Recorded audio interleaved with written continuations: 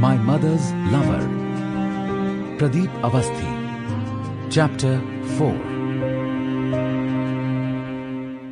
भ्रम बहुत खूबसूरत होता है, अपने टूटने के लगातार बने हुए डर के साथ भी। हमें नहीं पता रहता कि हमारे सबसे करीबी अपने मन में कितने राज दबाए रहते हैं। वे दो लोग जो रोज रात एक ही बिस्तर पर साथ सोते हैं, किसी दिन अपने अपने मन की सारी बातें एक दूसरे से कह डालें तो पता नहीं फिर कभी वे एक बिस्तर पर साथ बैठने के बारे में भी सोच पाएंगे या नहीं। हमें नहीं पता कौन से राज किस तरह खुलेंगे और क्या तबाही लेकर आएंगे। तबाही सिर्फ उन दो लोगों की जिंदगी में ही नहीं, बल्कि उनसे जुड़े लोगों की जिंदगी में भी। और खासकर वे बच्चे हों तो जिस यातना से वे गुजरेंगे उसकी छाप जीवन भर साथ रहेगी।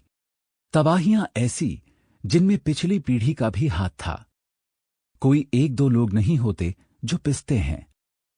जब वे इन परिस्थितियों में होते हैं तो ईर्ष्या, गुस्से और बदले की भावना का ऐसा ज्वर रहता है कि लगता है बस कुछ भी करके मन को सुकून मिले।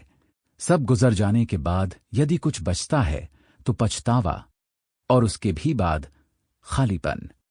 जब बच्चे छोटे होते हैं तो स्कूल की छुट्टी की घंटी बजते ही खुशी से शोर मचाते हुए दौड़ते हुए बाहर तक आते हैं और फिर घर तक, जैसे कोई जेल हो स्कूल।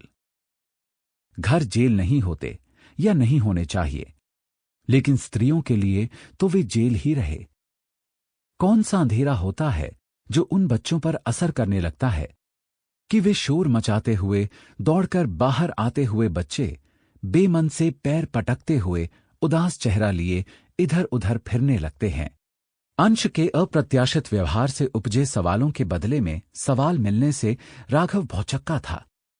वृंदा के बारे में दूसरे लोगों की बातें उसमें जहर की तरह उतर रही थीं, लेकिन उसकी बातें भी छुपी कहाँ थीं।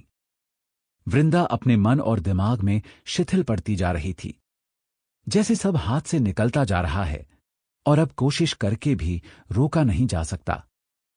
अगले दिन राघव ऑफिस नहीं गया। सुबह ही सोसाइटी कंपाउंड में एक दोस्त ने उससे कहा, यार तू रात को उठकर चला गया गुस्से में? तो क्या करता, वहां बैठे बैठे मुस्कुराते हुए सुनता रहता वो सब। उसके दोस्त ने बताया, तुझे रात की बातें खराब जरूर लगी होंगी, लेकिन वे बेबुनियाद नहीं हैं। मुझे नहीं पता इस बात को किस तरह कहा जाए, लेकिन तू थोड़ा पता करने की कोशिश कर। वो लड़का जो फंक्शन में था। राघव ने चुपचाप सुना। Sample complete. Ready to continue?